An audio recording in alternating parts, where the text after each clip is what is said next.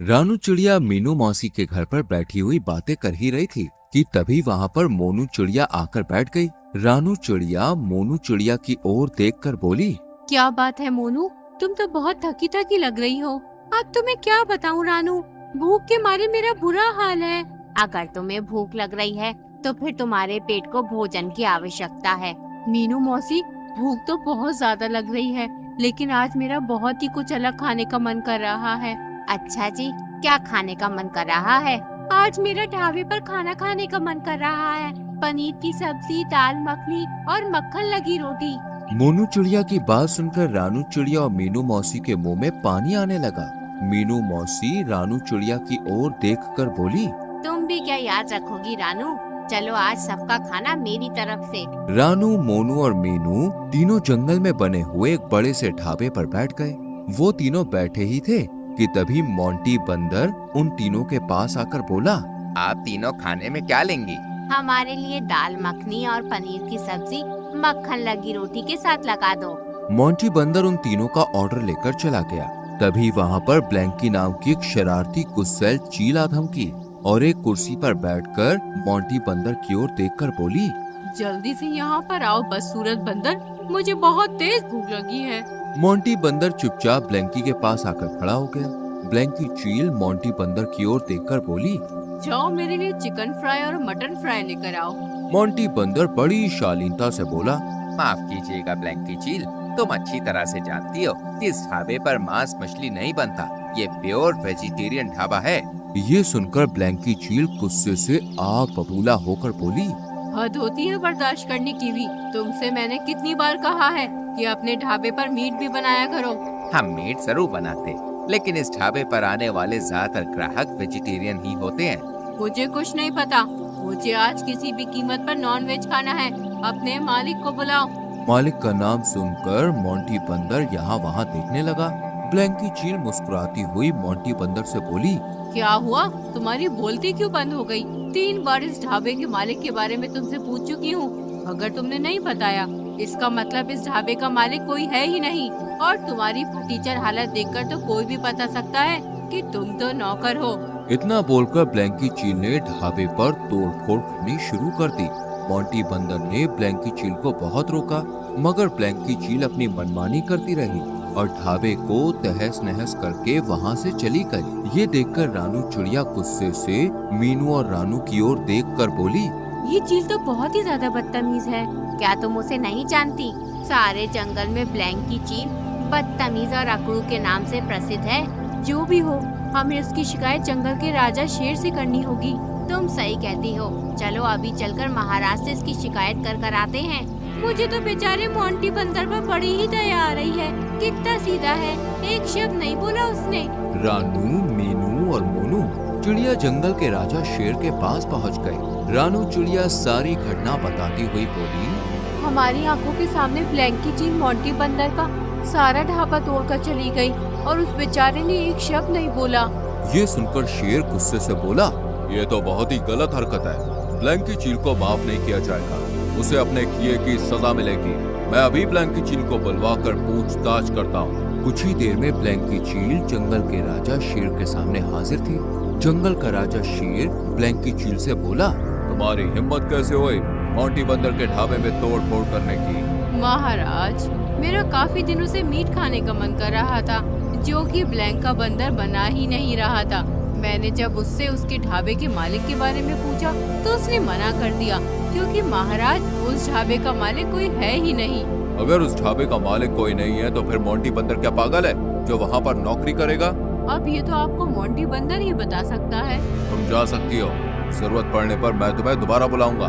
Blankie चील वहाँ से चली गई। शेर रानू, मीनू और मोनू की ओर देखकर बोला, चलो मेरे साथ, मैं स्वयं चलकर मोंटी बंदर के ढाबे में देखना चाहता हूँ। शेर राजा उन तीनों को लेकर बंदर के ढाबे पर पहुँच गया, जहाँ पर मोंटी बंदर मुंह लटकाए हुए बैठा हुआ था। जंगल का राजा मोंटी बंदर से बोला, मैं मानता हूँ कि तुम्हारे साथ जो हुआ वो बहुत ही गलत हुआ, लेकिन जब ब्लैंकी चील इस ढाबे के मालिक से मिलने की बात कर रही थी तो तुमने उसको क्यों नहीं मिलवाया?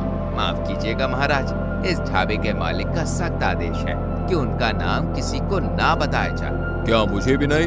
हाँ, आपको भी नहीं। शेर बुरी तरह से क्रोधित होकर बोला, मैं अब जानना भी नहीं चाहता हूँ कि ढाबे का मालिक कौन है, लेकिन कान खोलकर सुन लो, कल से तुम्हारा ये ढाबा मुझे बंद मिलना चाहिए। इतना बोलकर जंगल का शेर वहाँ से चला गया। शेर के जाते ही रानू चिड़िया मोंटी बंदर से बोली, क्या तुम मूर्ख हो? तुम्हें शेर राजा से ऐसी बात नहीं करनी चाहिए थी। मैंने सिर्फ वही बोला जो मेरे मालिक ने मुझसे कहा है। देखो, मैं जानती हूँ कि तुम अपने मालिक के बहुत ही ज्यादा वफादार हो, लेकिन तुम ये क्यों नहीं सोचते कि तुम्हारी चुप्पी ब्लैंकी चील को सही साबित कर रही है। अगर तुमने इस वक्त एक्शन नहीं लिया तो फिर उसकी मनमानी और बढ़ जाएगी और वो महाराज की नजर में सर्वप्रिय हो जाएगी। रानू चिड़िया की बात सुनकर मोंटी बंदर बहुत ही गहरी सोच में डूबते हुए बोला, ठीक है, चलो मेरे साथ। मैं तुम्हें उनका नाम नहीं बल्कि सीधे तुम्हें उनसे मिलवाऊंगा। मोंटी बंदर रानू, मीनू और मोनू चिड़िया को घने जंगल में ले गया। उस घने जंगल में एक बहुत ही सुंदर सा घर बना हुआ था जो किसी महल की तरह प्रतीत हो रहा था। मोंटी बंदर उन तीनों को उस महल के अंदर ले गया। उन तीनों ने देखा कि उस महल के अंदर एक सिंहासन बना हुआ है जिस पर एक चींटी आराम से बैठी हुई थी। चींटी मोंटी बंदर की ओर देखकर बोली, तुम्हें यहाँ आने की क्या जरूरत पड़ गई मोंटी बंदर? और तुम किन्हें अपने साथ लेकर आए हो? मैंने तुम्हें मना किया था, अपने महल के बारे में किसी को भी नहीं बताना है और तुम अजनबियों को। मोंटी बंदर सारी घटना बताते हुए चींटियों की रानी से बोला, मुझे मजबूरन आपके पास आना पड़ा चींटियों की रानी। मोंटी बंदर की बात सुनकर चींटियों की रानी रहस्यमयी अंदाज में रानू, मोनू और मीनू की ओर देखकर बोली, मेरा नाम क्वीन है और मैं अपनी दुनिया की क्वीन हूँ, अतीब रानी। तुम्हारे जंगल के राजा की इतनी हिम्मत कि वे मोंटी का ढाबा बंद करवाएगा?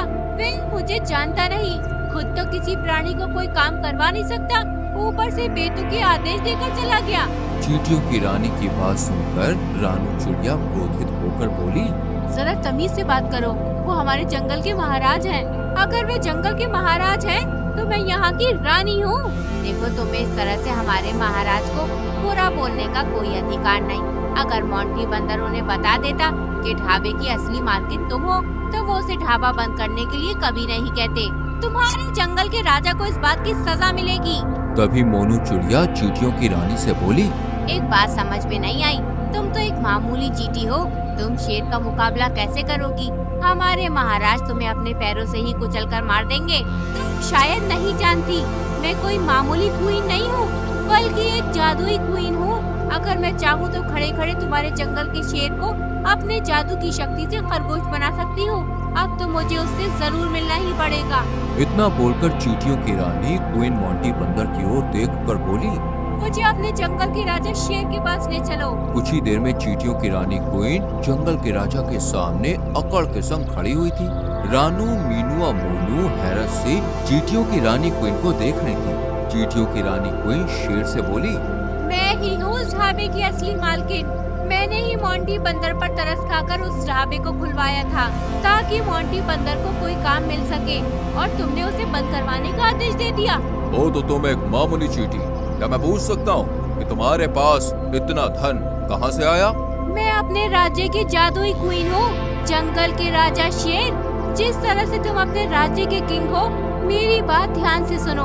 कुछ समय पहले मैं तुम्हारे जंगल में घूमने के लिए आई थी कि अचानक एक हाथी आ गया, और वो हाथी अपना पैर मेरे ऊपर रखने ही वाला था कि तभी मोंटी बंदर ने मुझे बचा लिया। तब से मैं मोंटी बंदर का एहसान मानती हूँ, और इसी बात से खुश होकर मैंने उसे ढेर सारे पैसे दिए ताकि वे अपना कोई रोजगार ढूंढ सके। अगर ऐसी बात है तो मोंटी ने मुझे पहले इसके बारे में क्यों नहीं बताया? क्योंकि मैंने ही मोंटी को मना किया था। हम जादुई चींटियां नहीं चाहते कि हमारे बारे में कोई जाने। मोंटी ने सिर्फ अपना वचन निभाया। अगर ऐसी बात है चींटियों की रानी, तो मुझे क्षमा कर दो। मोंटी का ढाबा बंद नहीं होगा और ब्लैंकी चील को उसके किए की सजा जरूर मिलेगी। अगर मुझे पहले ये सब कुछ पता होता तो मैं मोंटी को कभी भी ऐसा आदेश नहीं देता। चींटियों की रानी क्वीन खुश होते हुए बोली, मुझे भी आपसे क्षमा मांगनी चाहिए शेर राजा, मैंने भी आपको गलत समझा। इतना बोलकर चींटियों की रानी क्वीन वहाँ से चली गई। शेर राजा ने ब्लैंकी चील को बंदी बनवाकर जेल में डलवा दिया और मोंटी बंदर अपना ढाबा फिर से चलाने लगा। इस तरह इस बार जंगल की रानू, मोनू और मीनू तीनों हीरो बन गए। तो दोस्तों, कैसी लगी आपको हमारी ये कहानी? अगर कहानी अच्छी लगी हो तो वीडियो को लाइक कीजिएगा, चैनल चैनल को सब्सक्राइब कीजिएगा और हाँ, कहानी अपने दोस्तों के साथ शेयर करना तो बिल्कुल मत भूलिएगा। मैं आपको मिलूंगी अगले वीडियो में किसी नई कहानी, नई सीख के साथ। तब तक के लिए बाय बाय।